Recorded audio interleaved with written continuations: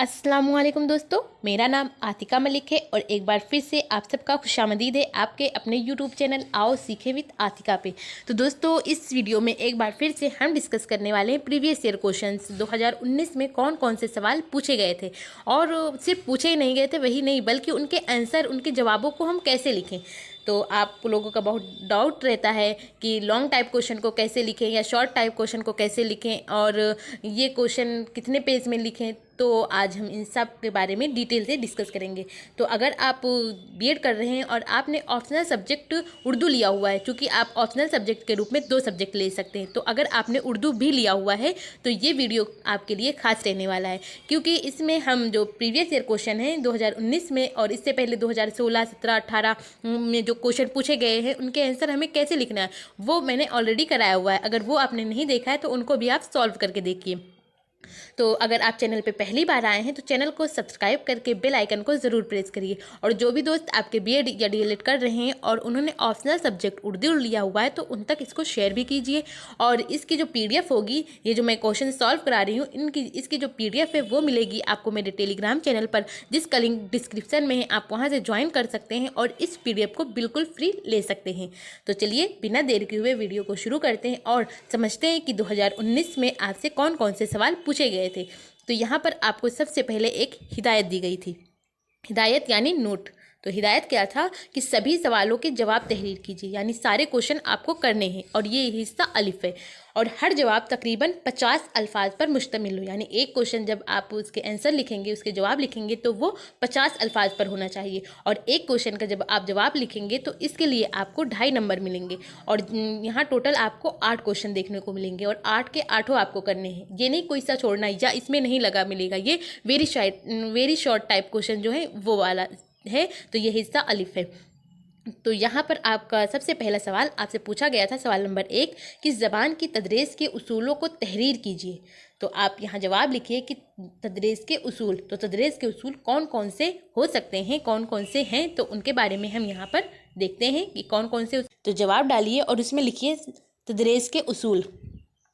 तो इस पर नंबर वाइज डाल सकते हैं, पॉइंट वाइज भी डाल सकते हैं। तो इसमें आप लिखिए तादाद के उसूल, जमहूरी अक़दार का उसूल, फितरत का उसूल, इनफरादी तफ़रीर का उसूल, असल ज़िंदगी से जोड़ने का उसूल, नज़रिए का उसूल, दिलचस्पी का उसूल और अम्ल का उसूल। फिर सवाल दूसरा पूछा गया था कि उर्दू ज़बान की तदरीस में तलफ़्फ़ुज़ की ख़ुसूसी अहमियत क्या है और इसकी दुरुस्तगी के लिए आप क्या तरीका इस्तेमाल करेंगे। तो इसमें आप जवाब लिखिए कि उर्दू ज़बान की तदरीस में तलफ़्फ़ुज़ की अहमियत ये है कि मरकबात और मुहावरों के मफ़हूम अख़ज़ करके तलबा ख़ुद कवायद के उसूल और ज़बान के हुस्न को पहचान कर उसी किस्म की ज़बान इस्तेमाल करने की कोशिश कर सके। और उसकी दुरुस्तगी के लिए तलबा जिस लफ्ज़ के पढ़ने में गलती करेंगे उसके इस्लाह तख्ता सियाह पर एराब की मदद से कराई जाएगी। फिर तीसरा क्वेश्चन आपसे पूछा गया था, यहाँ पर सवाल नंबर 3 है कि इमदादी अशिया यानी सहायक सामग्री, जिसे लौज़ामात भी कहते हैं, तो उसमें कुतुब खाना की अहमियत बयान कीजिए। तो इसमें आप जवाब लिखिए कि इमदादी अशिया में कुतुब खाने की अहमियत से इनकार मुमकिन नहीं। माहिरीन मुअल्लिम हमेशा कुतुब खाने को स्कूल का लाजमी जुज़ो करार देते हैं। किताबें इल्म और फ़न का ऐसा मालूमाती मखज़न है जो एक नस्ल से दूसरी नस्ल तक अमानत के तौर पर एक जगह से दूसरी जगह बआसानी मुंतक़ल हो सकती है। स्कूल में कुतुब खाना की ज़रूरत तलबा में अदबी ज़ौक़ पैदा करना और उनके लिए तफरीही, यहाँ पे तफरीही और क्या है, लिटरेचर मुहैया करना है। स्कूल के कुतुब खाना से न सिर्फ घर पर पढ़ने के लिए किताबें दी जाती हैं बल्कि उसमें उनकी बैठने और पढ़ने के लिए मुनासिब सहूलतें भी फ्राहम की जाती हैं। ये हुआ कुतुब खाने की अहमियत।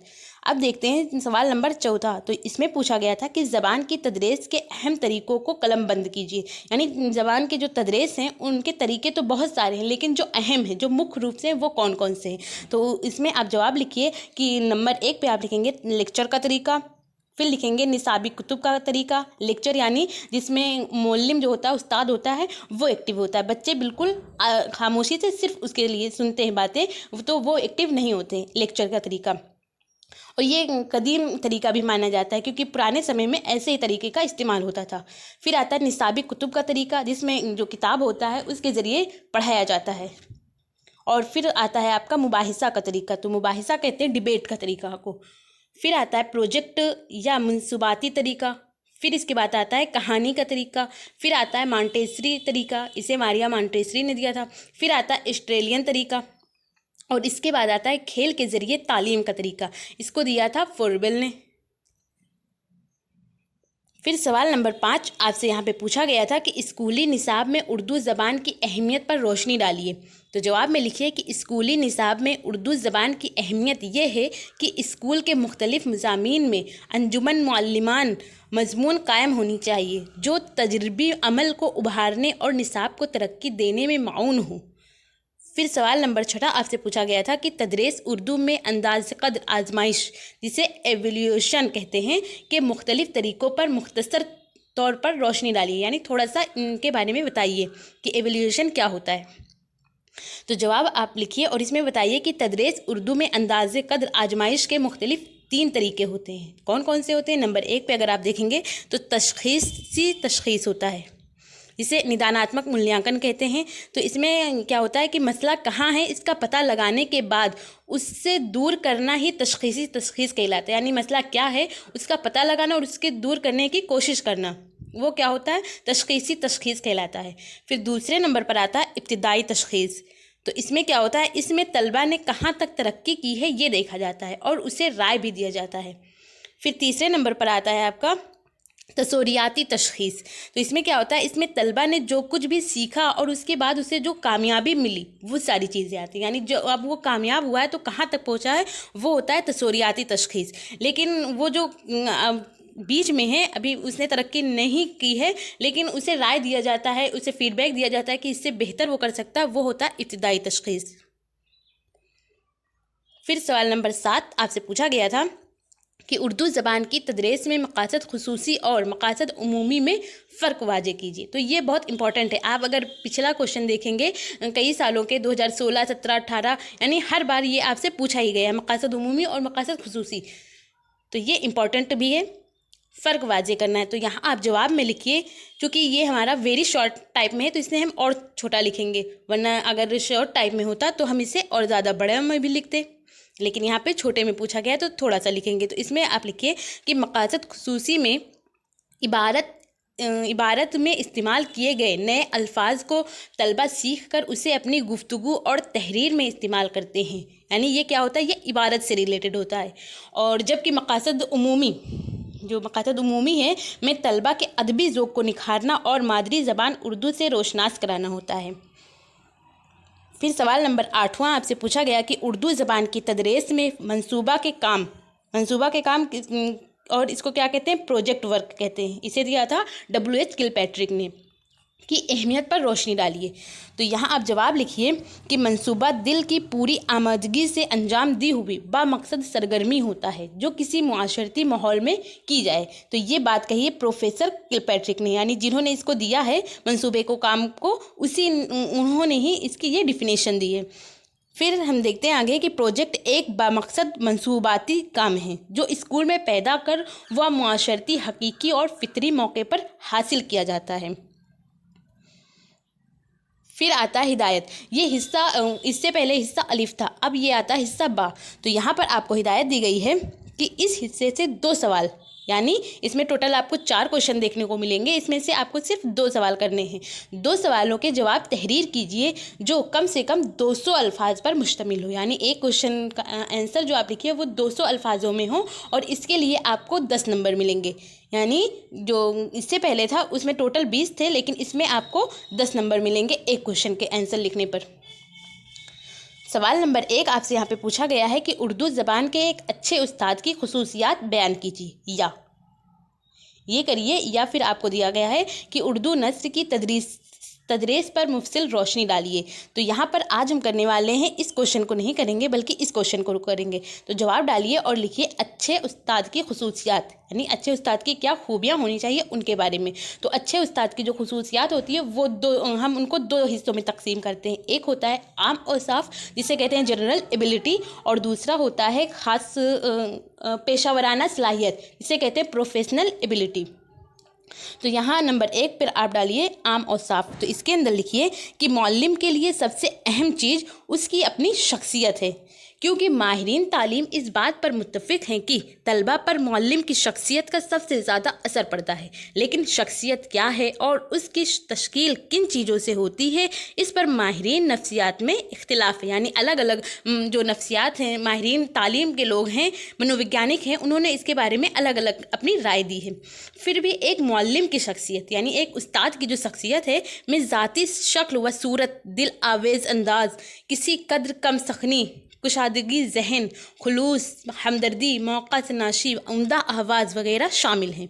जब हम शख्सियत की बात करते हैं तो आम तौर पर हमारा मतलब ज़हनी सलाहियत से ज़्यादा जिस्मानी सलाहियत से होता है। यानी वो जहन से कितना ज़्यादा तेज़ है, उसे चीज़ें कितनी याद है या वो समझता है चीज़ों को, इनसे हम ज़्यादा मुतासिर नहीं होते हैं, बल्कि उसकी जिस्मानी सलाहियत कैसी है इससे ज़्यादा मुतासिर होते हैं। लेकिन ये गलत है, ऐसा नहीं होना चाहिए। लेकिन डॉक्टर ब्लाड के ख़्याल में शख्सियत की तश्कील में जिस्म से ज़्यादा रूह को दखल है। ये अक़ल की बानिस्बत सीरत का मामला ज़्यादा है। तो ये आम और साफ हुआ। अब थोड़ा सा और भी जानते हैं आम और साफ़ी के बारे में। तो आम और साफ में आगे और लिखिए कि उस्ताद के लिए अच्छी अखलाकी तरबियत भी ज़रूरी है। मिसलन साफ़ बयानी, ईमानदारी, सादगी, हमदर्दी, खैर ख्वाही वगैरह ज़रूरी सिफ़ात हैं। यानी ये सारी खूबियाँ होनी चाहिए एक अच्छे उस्ताद में, जो हर दिल अजीज़ होने के लिए ज़रूरी है। तंग ज़हनी, कम ज़र्फ़ और इंतकाम, जो असातिज़ा आम तौर पर नापसंद होते हैं। तंग ज़हन यानी उन्हें ज़्यादा मालूमात नहीं होती है, तंग होते हैं। तलबा बहुत मुशाहिर परस्त होते हैं और बड़ी जल्दी अपने उस्ताद को पहचान जाते हैं। इस वजह से दोहरी शख्सियत से भी एहतराज़ की ज़रूरत है। मुअल्लिम का ज़ाहिर व बातिन यकसा होना चाहिए, यानी वो जैसा अंदर से है वैसा ही बाहर भी दिखना चाहिए। ये नहीं वो दोहरी शख्सियत से अगर जिएगा तो वो ये ना समझे कि उसके जो तलबा होंगे वो पहचान नहीं पाएंगे। तलबा बहुत जल्दी अपने उस्ताद को पहचान जाते हैं। गैर ज़रूरी तौर पर ख़ुद को नुमाया करना भी कोई पसंदीदा अतवार नहीं। वो आला सीरत व किरदार का मालिक हो, उसमें एहसास, जिम्मेदारी बदरजा तम मौजूद हो, साथ ही वो फ़र्द शनास हो और अपने काम को मेहनत, सरगर्मी और लगन से अंजाम दे। इसके साथ ये भी ज़रूरी है कि वो तलबा की मुश्किलात को जाने और उसको दूर करने की उसमें सलाहियत हो। उसके मिजाज में चिड़चिड़ापन ना हो, बल्कि ज़ब्त व तहम्मुल के साथ कोई बात सुने और खंदा पेशानी के साथ तलबा से ताउन कर सके। अब हम जानते हैं पेशावराना सलाहियत क्या होनी चाहिए, यानी उसके प्रोफेशनल एबिलिटी कौन कौन सी होनी चाहिए। तो इसमें आप डालिए और लिखिए कि आम और साफ़ के अलावा एक मुअल्लिम के लिए ये भी ज़रूरी है कि वो बुनियादी तौर पर अपने मज़मून को अच्छी तरह जानता हो, उर्दू ज़बान व अदब से कामिल वाक़फ़ियत रखता हो और ज़बान पर उसको कुदरत हासिल हो। वो उर्दू के मुख्तलिफ़ इसनाफ़, सखन, नस्र, नज़्म, गज़ल व रुबाई से वाकिफ़ हो। उर्दू के मुख्तलिफ़ अदीबों और शायरों की ज़िंदगी से भी वाकिफ़ हो। वो मौका महल के लिहाज से उर्दू ज़बान के मुहावरात, तलमीहात और तशबीहात की तशरीह कर सके। उसकी इल्मी लियाकत और तदरीसी सलाहियत भी मेयार के मुताबिक होनी चाहिए। साथ ही उर्दू के अलावा दूसरी ज़बानों के सिलसिले में भी अच्छी खासी मालूमात हो, क्योंकि दानिश्वरों के ख़्याल में एक ज़बान के मुकाबले में कई ज़बानों को जानने वाला यकीनन बेहतर है। अगर आप एक ही लैंग्वेज के बारे में जानेंगे और दूसरे लैंग्वेज के बारे में आपको मालूमात नहीं है तो आज आप एक अच्छे टीचर नहीं बनेंगे, बल्कि आपको कई और ज़बानें भी आनी चाहिए। अगर आप उर्दू के टीचर हैं फिर भी आपको इंग्लिश, हिंदी आनी चाहिए, इतनी कि बच्चों को समझा सके। और समझाने के लिए आपको सबसे पहले खुद समझना होगा। तो जिस लैंग्वेज को आप खुद समझेंगे तभी आप दूसरे को समझा सकेंगे। माहिरीन तालीम के ख़्याल में उस वक्त तक कोई अच्छा उस्ताद नहीं बन सकता जब तक कि ज़िंदगी भर वो अच्छा तालिबे इल्म ना बना रहे। एक अच्छा स्टूडेंट ही एक अच्छा टीचर बनता है, इसलिए हम पहले अच्छे तालिबे इल्म बनने की कोशिश करें। کیونکہ سیکھنا اور سکھانا دونوں لازم و ملزوم ہیں اور حقیقت میں تعلیم کی ابتدا ڈگری کے حصول کے بعد ہی ہوتی ہے، جبکہ ڈگری کے حصول تک کی تعلیم عموماً تعلیم برائے سند ہے۔ جب ہم ڈگری لے رہے ہوتے ہیں، یعنی کالج میں ہوتے ہیں، پڑھ رہے ہوتے ہیں، تو وہ تعلیم نہیں مانی جاتی ہے۔ وہ تعلیم کی ابتدا تو ہوتی ہے، لیکن وہ تعلیم اصلیت والی تعلیم وہ نہیں ہوتی۔ جب ہم تعلیم کو ڈگری پا لیتے ہیں، اس کے بعد جب ہم سماج میں آتے ہیں اور وہاں ہمارا کیا شخصیت ہے، ہم کیسے باتیں کرتے ہیں، کیا کرتے ہیں، تو اس سے پتہ چلتا ہے کہ ہماری تعلیم جو ہے وہ سکسیز ہوئی کہ نہیں ہوئی۔ تو تعلیم جو ہے تبھی سے پتہ چلتی ہے آپ کی، جب ڈگری مل چکی ہوتی ہے اس کے بعد اصل تعلیم دکھتی ہے۔ پھر سوال دوسرا آپ سے یہاں پہ پوچھا گیا تھا کہ ایک مثالی منصوبہ سبق کی خصوصیات بیان کیجیے، یا لگا ہوا تھا، اور یہاں دوسرا کوشچن آپ سے پوچھا گیا تھا کہ اردو تدریس میں امتحانات کی خصوصیات بیان کیجیے، اور روایتی تشخیص یعنی جسے ٹریڈیشنل ایویلیویشن کہتے ہیں کی خوبیوں اور خامیوں پر روشنی ڈالیے۔ تو یا یہ کرنا تھا یا یہ ایک ہی کرنا تھا ان دونوں میں سے، تو یہاں پر آج ہم یہ والے نہیں کریں گے بلکہ اس کو کریں گے۔ تو جواب آپ لکھیے اور اس میں ڈالیے تدریس میں امتحانات کی خصوصیات، پھر آگے لکھیے تدریسی عمل کا ایک ضروری و لازم جزو امتحان بھی ہے۔ یہ اتنا ہی ضروری ہے جتنا اس کے دوسرے اجزاء، مثلاً تعلیم کے مقاصد، اس کے حصول کا ایک منظم ضابطہ اور طریقہ تعلیم وغیرہ، تاکہ اس بات کا اندازہ لگایا جا سکے کہ معلم نے معلومات کی فراہمی سماجی، شعورتی، جمالیاتی، احساس، جذباتی توازن اور اخلاقی اقدار وغیرہ میں کہاں تک کامیابی حاصل کی، اور انہیں کس حد تک طریقہ تعلیم میں تبدیلی کی ضرورت ہے، یعنی انہوں نے کتنا کامیابی کو حاصل کر لیا اور ابھی کہاں اور بدلاؤ کی ضرورت ہے اور اچھا کرنے کی ضرورت ہے۔ تو ہم جب بچے کا امتحان لیتے ہیں تبھی ہم کو اس کے بارے میں پتہ چلتا ہے۔ پھر آپ ڈالیے روایتی تشخیص، تو روایتی تشخیص جسے انگلش میں ٹریڈیشنل ایویلیویشن کہتے ہیں اور ہندی میں اسی کو پارمپرک ملیانکن بھی کہتے ہیں۔ تو وہ کیا ہے؟ تو روایتی تشخیص سے مراد عام طور پر تحریری ٹیسٹ ہوتے ہیں، جیسا کہ متعدد انتخاب یعنی بہو وکلپ جو کوشچن ہوتے ہیں وہ، اور مماثلت جسے کہتے ہیں ملان کرنے والا، میچنگ کرنے والا، صحیح غلط اور خالی جگہوں کو پر کرنا وغیرہ۔ تحریری تشخیص عام طور پر ایک مخصوص وقت کے اندر مکمل ہونی چاہیے۔ ہر آئٹم کے لیے ایک واحد درست جواب ہے۔ یہ روایتی تشخیص کے بارے میں ہے، اور تشخیص یا جانچ فرض کرتی ہے کہ تمام طلباء کو ایک ہی چیز سیکھنی چاہیے، اور روٹ لرننگ، جو یہاں پہ روڈ لکھا، روڈ نہیں بلکہ کہ روٹ ہوگا، تو روٹ لرننگ پر انحصر کرتا ہے۔ یہاں پہ ٹا بنا لیجیے، روٹ۔ جوابات اکثر مشین کے ذریعے اسکور کیے جاتے ہیں اور سوچنے کے عمل کے مظاہرے کے لیے بہت کم موقع فراہم کرتے ہیں، جو کہ تنقیدی سوچ کے مہارات کو نمایاں کرتے ہیں۔ یعنی جو ہوتا ہے یہ جو ہوتا ہے اس میں ایک ہی نمبر، آپ ایک ہی کوشچن مطلب لکھتے ہیں، لیکن اس میں آپ کو اپنے سوچنے کی مہارت نہیں سمجھ میں آتی ہے کہ آپ کی رائے کیا ہے، آپ کیا سوچتے ہیں، بلکہ ایک ہی جواب ہوگا، صحیح غلط ہوگا، یا جگہ کو بھرنا ہے تو اس میں کیا ہوگا، تو وہ ایک ہی ہوگا، ملان کرنے والا ہوگا، یہ ساری چیزیں۔ اور بہو وکلپی جو کوشچن ہوتے ہیں جسے آبجیکٹیو ٹائپ ٹیسٹ بھی کہتے ہیں، تو اس طرح کے جو سارے ہوتے ہیں وہ روایتی تشخیص کہلاتی ہیں۔ روایتی تشخیص کی خوبیاں، تو ان کی کیا خوبیاں ہیں؟ تو روایتی تشخیص سے بچے کے سیکھنے اور برقرار رکھنے کی صلاحیت کا اندازہ ہوتا ہے۔ یہ تجزیہ کرتا ہے کہ فراہم کردہ مواد یا نصاب کا کتنا حصہ طالب علم نے حاصل کیا ہے۔ اس سے اساتذہ یا معلمین کو مختلف طلباء کی کارکردگی کا موازنہ کرنے میں بھی مدد ملتی ہے۔ تو یہ ہوا روایتی تشخیص کی خوبیاں۔ اب ہم سمجھتے ہیں ان کی خامیاں کیا ہیں۔ تو روایتی تشخیص کی خامیاں، ہیڈنگ ڈالیے، پھر اس کے آگے لکھیے کہ ہر کوئی کسی خاص فارمیٹ کے لیے موزوں نہیں ہو سکتا، اور روایتی تشخیص بہت زیادہ پابندی والے ہوتے ہیں۔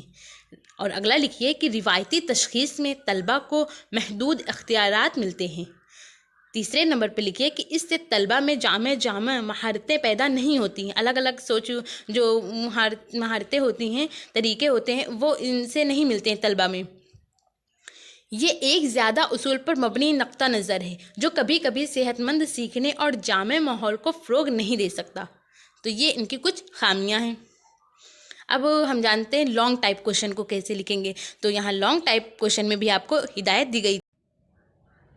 फिर आता है लॉन्ग टाइप क्वेश्चन। तो लॉन्ग टाइप जो क्वेश्चन है, यहाँ आपको हिदायत दी गई है, मुंदरजा झेल में से 2 सवालों के जवाब तहरीर कीजिए। यानी यहाँ आपको टोटल 4 क्वेश्चन देखने को मिलेंगे, इसमें भी आपको 2 ही क्वेश्चन करने हैं और जो कम से कम 500 अल्फाज पर मुश्तमिल हो। यानी जो एक क्वेश्चन है उसका आंसर जब आप लिखेंगे, जवाब जब आप लिखेंगे तो वो 200 अल्फाज का होना चाहिए और जब एक जवाब आप पूरा करेंगे 500 अल्फाज पर तो इसके लिए आपको 20 नंबर मिलेंगे। तो सवाल नंबर पहला आपसे यहाँ पूछा गया है कि उर्दू अदब की तदरीस में समाई और बसरी आलात यानी ऑडियो विजुअल एड्स जिसे कहते हैं की ज़रूरत और अहमियत का तज़किरा करते हुए मिसालें पेश कीजिए। या ये करना है या फिर ये क्या लगा हुआ है कि उर्दू तदरीस में इस्लाही और तशख़ीसी यानी डायग्नोसिस और रेमेडियल टीचिंग। इस्लाही किसे कहते हैं? तो इसे कहते हैं डायग्नोसिस, गलती का पता लगाना, और तशख़ीसी क्या होता है? रेमेडियल टीचिंग, तजुर्बे की ज़रूरियात वाज़े कीजिए। तो यहाँ पर आज हम ये वाला क्वेश्चन ना करके ये वाला करेंगे।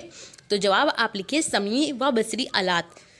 फिर उसके आगे लिखिए जदीद तालीम की एक ख़ास खूबी उसके तरीक़े तालीम में समई व बसरी आलात का इस्तेमाल है। तहकीकात की रोशनी में ये बात वाज़ेह हो चुकी है कि तालीमी तरीक़ों में हमें समई व बसरी हस के ज़रिए अपील करनी चाहिए, क्योंकि हमारी तकरीबन 85% आमोजिश इसी के ज़रिए मुमकिन है। समई व बसरी अमदादें तवज्जो को अपनी तरफ ज़्यादा से ज़्यादा मबजूल कराने, दिलचस्पी पैदा करने, तलबा को अमल पर आमादा करने और जिस्मानी और ज़हनी सरगर्मी के लिए जोश दिलाने में अहम रोल अदा करती है। इससे वक्त की बचत होती है और इल्म ज़्यादा ठोस व पायदार होता है। फिर इसके आगे लिखिए कि आमोजिश में पुख्तगी के लिए ये भी ज़रूरी है कि मुख्तलिफ हंसे कहते हैं सेंस को, तो अलग अलग सेंस जो हैं वो किसी चीज़ को समझने में मदद करती हैं। जितनी ज़्यादा हंसें उसमें लगी होंगी वो आमोजिश उसी कदर पुख्ता होगी। अब हम जानते हैं कि यूकन और सिप्सन ने क्या कहा है। तो यूकन और सिप्सन के लफ्ज़ों में है कि समई, यहाँ पे समई छुटा हुआ है तो आप समई भी लिख लीजिए। समई व बसरी अमदादें वो ज़रिया है जो तलबा को अल्फाज के अलावा बताई जाती है, उनकी तनकीदी ख़याल में मददगार है, जो आला दर्जा की आमोजिश की बुनियाद है। इस तरह ये वो ज़ाब्ता है जिसके ज़रिए आमोजिश बमाने दिलचस्प और पुरअसर हो जाती है। फिर हम जानते हैं कि समई व बसरी आलात की ज़रूरत और अहमियत क्या है।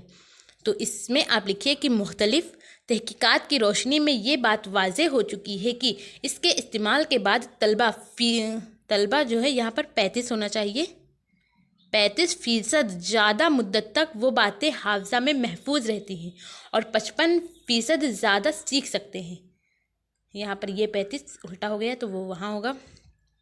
इसके अलावा इससे बमक़सद अल्फाज और फ़िक्रों के इस्तेमाल में कमी आ जाती है और अदारा की वजाहत और सेहत में मदद मिलती है। इससे एक वाज़ेह हकीकत उभर कर सामने आ जाती है, क्योंकि बराह रास्त तजुर्बा ज़बानी गुफ्तगू से बहर सूरत बेहतर है। मज़ीद ये कि ज़बानी गुफ्तगू में भी इससे मदद मिलती है और ये मज़मून के जमूद को तोड़ कर उसमें ज़िंदगी पैदा करता है। मुअल्लिम इसकी मदद से अपने मौजू को ज़्यादा बेहतर अंदाज में पेश कर सकता है। समई व बसरी आलात के जब यूज़ करेगा तो उससे अपने मौजू को और अच्छे अंदाज में वो पेश कर पाएगा। ये निसाबी उलूम और आमोजिश के इस्तेहकाम बख्शता है और तलबा खुद को दरस व तदरीस में शामिल महसूस करते हैं। लेकिन समई व बसरी अमदाद के इस्तेमाल में इस बात पर भी नज़र रखने की ज़रूरत है कि ये अशिया आमोजिश के अमल के साथ मरबूत हो। उसको तालीमी अमल और निसाब से हम आहंग होना चाहिए, महज तफरीह नहीं। यानी उसको इस्तेमाल जो आप करें तो उसमें उसकी ज़रूरत हो, तब बिना ज़रूरत के बस ऐसे तफरीह मज़े के लिए उसका यूज़ ना करें। इसके अलावा ये तलबा की उम्र, ज़िहानत और तजुर्बात के मुताबिक होना चाहिए। यानी ये तलबा के जिस्मानी, नफ्सियाती, ज़हनी व मुआशरती नशोनुमा के मुताबिक हो। साथ ही ये भी ज़रूरी है कि इन अशिया के इस्तेमाल में मुअल्लिम को महारत होनी चाहिए, ताकि वो इस बात की बहसत नुमाइश नहीं बल्कि ज़रूरतन इस्तेमाल करे। सिर्फ नुमाइश के लिए नहीं बल्कि उसका यूज़ करना भी उसे आए टीचर को। تو مزید یہ ہے کہ یہ معلم کا قائم مقام نہیں بلکہ ان کاموں کا ایک جزو ہے۔ جہاں تک سمعی و بصری امداد کی تاریخی ارتقاء کا تعلق ہے تو تعلیم کے میدان میں اس کا استعمال کوئی نئی چیز نہیں، یہ بہت پہلے سے بھی اس کا یوز ہوتا چلا آ رہا ہے، زمانہ قدیم سے اس کا ثبوت ملتا ہے۔ اس کے علاوہ مختلف مغربی ماہرین تعلیم مثلاً روسو، پسٹولوجی اور فروبل وغیرہ نے تعلیم میں اس کی اہمیت کو تسلیم کیا ہے۔ پہلی جنگ عظیم کے بعد، یعنی جو پہلا وشو یدھ ہوا تھا، اس کے بعد امریکہ، روس اور یورپ نے اس سے خاطر خواہ فائدہ اٹھایا، کس سے؟ سمعی و بصری آلات سے، جبکہ جاہل عوام تک بآسانی اس کو رسائی ریڈیو کی گفتگو، فلم، ٹیلی ویژن اور اشتہارات کے ذریعے ہو گئی۔ یعنی ان ساری چیزیں جو جاہل عوام تھی اس کو اس کا جو استعمال تھا، اس کے بارے میں پتہ کیسے لگا، تو وہ ریڈیو کی طرح ریڈیو سے وہ سمجھ پائیں، فلم کے ذریعے، ٹیلی ویژن اور اشتہارات یعنی اخبار، یہ ساری چیزیں کیا ہیں؟ تو یہ سمعی و بصری آلات کا ہی حصہ ہیں۔ تو انہی کے ذریعہ ان کو اس کے بارے میں پتہ چلا، جو پہلی وشو یدھ ہوئی تھی اس کے بارے میں۔ اب ہم جانتے ہیں کہ سمعی و بصری آلات کی قسمیں کتنی ہیں۔ تو سمعی و بصری آلات کی قسمیں ہوتی ہیں کتنی؟ یہ ٹوٹل ہوتی تو 4 ہیں، لیکن آپ کو امپورٹنٹ طور پر 3 ہی مانی جاتی ہیں، لیکن ہوتی 4 ہیں، تو ہم چاروں کے بارے میں جانیں گے۔ تو نمبر 1 پہ آپ لکھیں گے چھپے ہوئے مواد، یعنی جو کاپی ہوتے ہیں، ٹیکسٹ بک ہوتے ہیں، چھپے ہوئے مواد وہ۔ پھر آتا ہے بصری ذرائع، پھر آتا ہے سمعی ذرائع، پھر آتا ہے سمعی و بصری ذرائع۔ تو بصری ذرائع کا مطلب ہوتا ہے جو ہمیں صرف دکھائی دے، جسے ہم سن نہ پائیں، صرف دکھائی دے۔ تو یہاں پر آپ اخبار لکھ سکتے ہیں، اور یہاں پر آپ ماڈل لکھ سکتے ہیں، نقشہ لکھ سکتے ہیں، چارٹ لکھ سکتے ہیں، یہ ساری چیزیں بصری ذرائع میں آئیں گی۔ پھر آتا ہے سمعی ذرائع، تو سمعی ذرائع کو سمعی آلات بھی کہتے ہیں۔ اس سے آپ یہ نہ سمجھیے کہ یہ الگ چیز ہے، وہ ایک ہی چیز ہے، اس کے کئی نام ہیں نا، تو اسی میں یہ الگ ہے کہ سمعی ذرائع ہم نے لکھا ہوا ہے اور اوپر سمعی آلات لکھا ہے، تو ہے دونوں ایک ہی چیز۔ تو سمعی ذرائع جو ہوگا وہ اس سے مطلب مراد یہ ہے کہ وہ ہمیں صرف سنائی دے، دکھائی نہ دے، جیسے ریڈیو ہو گیا اور ٹیپ ریکارڈر ہو گیا، یہ ساری چیزیں سمعی ذرائع میں آتی ہیں۔ پھر ہوتا ہے سمعی و بصری ذرائع، تو سمعی و بصری ذرائع یعنی جو سنائی بھی دے اور ساتھ ساتھ دکھائی بھی دے۔ تو اس کے اندر آپ ٹیلی ویژن ایڈ کر سکتے ہیں، اور کمپیوٹر ہے، اور ابھی جو ویڈیو آپ دیکھ رہے ہیں تو اس میں آپ کو پی پی ٹی دکھ رہی ہے، پی ڈی ایف دکھ رہا ہے، اس کے ساتھ ساتھ میری آواز بھی سنائی دے رہی ہے، تو اس میں آپ چیزوں کو دیکھ بھی پا رہے ہیں اور میری آواز کو سن بھی پا رہے ہیں۔ تو اس سے یہ مراد ہے کہ یہ ہمارا سمعی و بصری ذرائع دونوں کا استعمال ہو رہا ہے۔ پھر سوال دوسرا آپ سے یہاں پہ پوچھا گیا تھا لانگ ٹائپ کوشچن میں ہی، پہلا اس میں تھا سوال نمبر دوسرا پوچھا گیا کہ مادری زبان کی شکل میں اردو کی فطرت اور اہمیت پر روشنی ڈالیے، یا دوسرا سوال تھا کہ اردو تدریس میں سبق خاکہ، جسے لیسن پلان کہتے ہیں، کی اہمیت تحریر کرتے ہوئے درجہ 7 کے لیے اپنے پسندیدہ نثر کے متعلق 40 منٹ اوقات کا ایک منصوبہ سبق تحریر کیجیے۔ یعنی آپ کو ایک لیسن پلان بنانا ہے 40 منٹ کا، اور یہاں پہ یہ بھی دھیان رکھیے کہ جو آپ لیسن پلان بنائیں وہ نثر بنائیں، کیونکہ میں نے آلریڈی چینل پہ کرایا ہوا ہے جو اس میں نظم بھی ہے اور نثر بھی ہے، تو جو بھی آپ عنوان یہاں پہ آپ بنائیے تو وہ نثر ہو، اس چیز کا دھیان رکھیے، اور درجہ 7 تو آپ ڈال ہی سکتے ہیں۔ پھر زبان، یہاں پہ جواب آپ لکھیے، یہاں ہم یہ والا نہیں کرائیں گے کیونکہ لیسن پلان آپ اسی کے جائیں گے ڈسکرپشن میں تو یہاں پر بھی آپ کو مل جائے گا، اس میں آپ دیکھیں گے تو 20 لیسن پلان میں نے بنائے ہوئے ہیں، تو ان کو آپ دیکھیے اور ان میں سے کوئی سبھی لیسن پلان بنا سکتے ہیں۔ تو سوال جو پہلا ہے یہاں پہ پوچھا گیا ہے، میں اس کو کرانے والی ہوں مادری زبان کے بارے میں، تو یہاں جواب ڈالیے اور اس میں لکھیے زبان۔ تو مادری زبان سے پہلے ہم زبان کو سمجھتے ہیں کہ زبان کیا ہے، پھر ہم سمجھیں گے اردو کسے کہتے ہیں، کیسے بنی، پھر اس کے بعد مادری زبان کے بارے میں سمجھیں گے۔ تو زبان ہے، اس میں ڈالیے کہ ارسطو کے خیال میں انسان ایک سماجی جانور ہے۔ یہ کس نے کہا ہے؟ سوشل اینیمل، یہ ارسطو نے کہا ہے۔ اس کو اپنے سماج کی زبان کے دوسرے افراد کے ساتھ رہنے کی وجہ سے خیالات، احساسات و جذبات کا تبادلہ کرنا اور اپنی سماجی و معاشرتی ضرورتوں کو پورا کرنا ہوتا ہے، جس کا ذریعہ زبان ہے۔ اب ماہرین لسانیات سویٹ نے کیا کہا ہے، تو ان کے لفظوں میں ہے کہ زبان بولی جانے والی آواز کے خیالات کے اظہار کا نام ہے۔ پھر ہم دیکھتے ہیں کہ اردو کیسے بنی۔ تو اردو کی ابتدا یعنی اردو کی شروعات کے سلسلے میں ماہرین لسانیات میں اختلاف ہے، یعنی الگ الگ لوگوں نے الگ الگ اپنی رائے بتائی ہے اردو کی ابتدا کو لے کر۔ تو عام طور پر یہ سمجھا جاتا ہے کہ مسلمانوں کی ہندوستان میں آمد کے بعد ہی ملک کے سیاسی نقشہ میں تبدیلی کے ساتھ ہی سماجی اور لسانی نقشہ میں بھی تیزی سے تبدیلی آئی۔ مسلمانوں اور ہندوؤں کے اختلاط و ارتباط سے ایک نیا تہذیبی رنگ پیدا ہوا۔ جو اردو ہے یہ ہندو اور مسلمان کی وجہ سے ہوا، اور جب مسلمان ہندوستان میں آئے، آمد یعنی آنے کو کہتے ہیں، تو اسی وقت اس کو بتایا گیا کہ تب ان دونوں کی بھاشا جو تھی وہ فارسی تھی اور یہ ہندوؤں کی ہندی تھی، تو ان دونوں سے مل کر اردو بنی۔ آگے لکھے کہ شہنشاہ اکبر کے زمانے میں جب راجہ ٹوڈرمل نے مال گزاری یعنی ویپار کیا کے طریقے کو رائج کیا تو ہندو فارسی سیکھنے پر مجبور ہو گئے، یعنی ہندوؤں جو تھے ان کو ہندی آتی تھی، ان کو فارسی نہیں آتی تھی، لیکن جو شہنشاہ اکبر تھے اس ٹائم میں ان کے ٹائم میں فارسی کا یوز ہوتا تھا۔ تو جب وہ مال گزاری کرتے تھے یعنی آپس میں لین دین کرتے تھے، ویاپار کرتے تھے، تو ان کو ان کی بھاشا بھی آنی چاہیے، تو اس وجہ سے جو ہندو تھے وہ فارسی سیکھنے پر مجبور ہو گئے۔ اس زمانے سے ہندی میں فارسی الفاظ کی آمیزش شروع ہوئی اور اس طرح ایک جدید زبان اردو کی بنیاد پڑی۔ یعنی اردو کی بنیاد کیسے پڑی؟ تو یہ لین دین کی وجہ سے پڑی، فارسی اور ہندی سے مل کر بنی اردو۔ اب میر امن کا کیا خیال ہے؟ تو میر امن کا خیال ہے کہ اکبر کے عہدے میں بیرونی مسلمانوں اور مقامی ہندوؤں کی زبان کے میل جول سے اردو بنی۔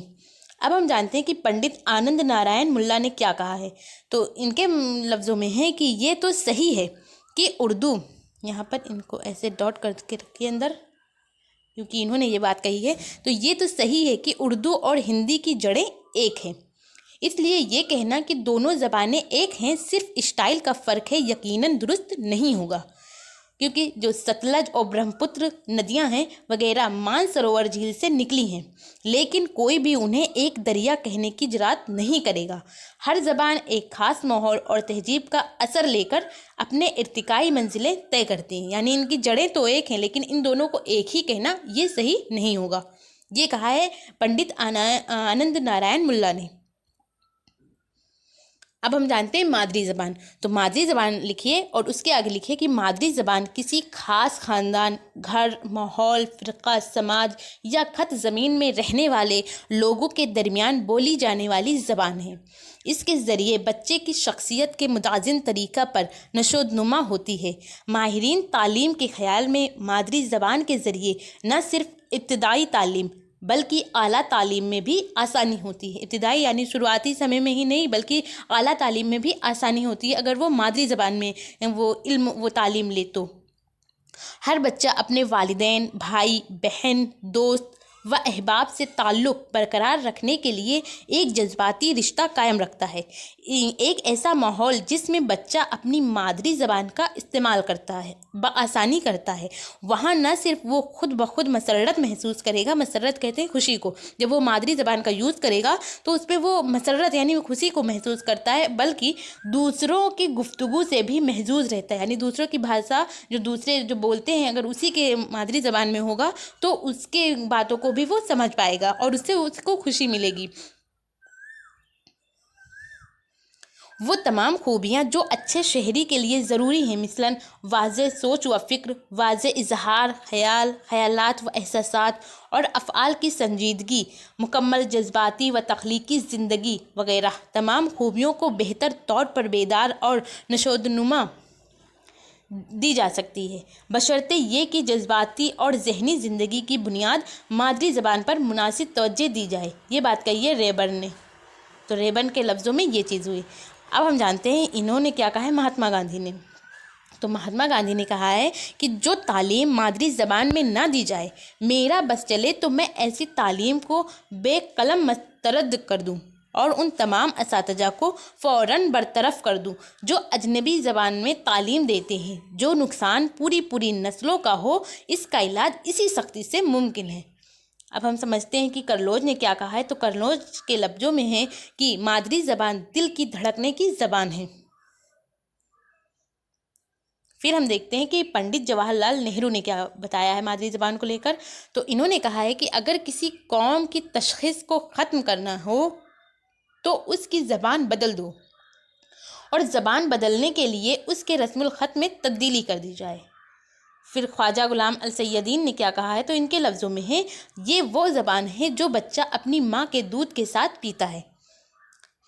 बशरियात के माहिरीन तालीम इस बात पर मुत्तफ़िक़ हैं कि ज़बान एक वकुल सिस्टम है, रस्म व रिवाज, अदब व शायरी की लिसानी इजहार का नाम है, जो सिर्फ मालूमात ही फ़राहम नहीं करता बल्कि अपने अंदर तासरात और जज्बात की ऐसी लहर और ऐसा पहलू रखता है जो न सिर्फ हमारे जहन में रोशनी पैदा करता है बल्कि ये दिलों में दौड़ जाता है और ऐसी लहर पैदा करता है जो बढ़कर तूफ़ान बन जाए। ये इंसानी ज़िंदगी को बेहतर बनाती है। इस तरह हमें अपने तहज़ीब व तमद्दन की झलक अपनी मादरी ज़बान के अदब में ही मिलती है, और ये उसी वक्त मुमकिन है जब इस ज़बान पर मुकम्मल अबूर हासिल हो। दर हकीकत मादरी ज़बान ही अदब और फ़न की तरक्की की ज़ामिन है। तो इस तरह जो ये सेट था सन 2019 का, उनके सारे क्वेश्चन को कैसे लिखना है आपको उसको मैंने बताया, और ये जो PDF होगी इसकी वो आपको मिलेगी मेरे टेलीग्राम चैनल पर, जिसका लिंक डिस्क्रिप्शन में, आप वहाँ से ज्वाइन कर सकते हैं और इस PDF को बिल्कुल फ्री ले सकते हैं। इसके लिए आपको कोई चार्ज देने की ज़रूरत नहीं है। और आई होप आपको ये वीडियो पसंद आया हो। अगर पसंद आया हो तो आप इसे लाइक कर दीजिए, और अगर अभी तक मेरे चैनल को सब्सक्राइब नहीं किया है तो सब्सक्राइब करके बेल आइकन को ज़रूर प्रेस करिए। और जो भी दोस्त आपके BEd या DLED कर रहे हैं और उन्होंने ऑप्शनल सब्जेक्ट उर्दू लिया हुआ है तो उन तक इसको शेयर भी कीजिए। और आपको ये वीडियो कैसी लगी अपना फीडबैक हमें कमेंट के ज़रिए ज़रूर बताइए। Thank you. हमेशा खुश रहिए।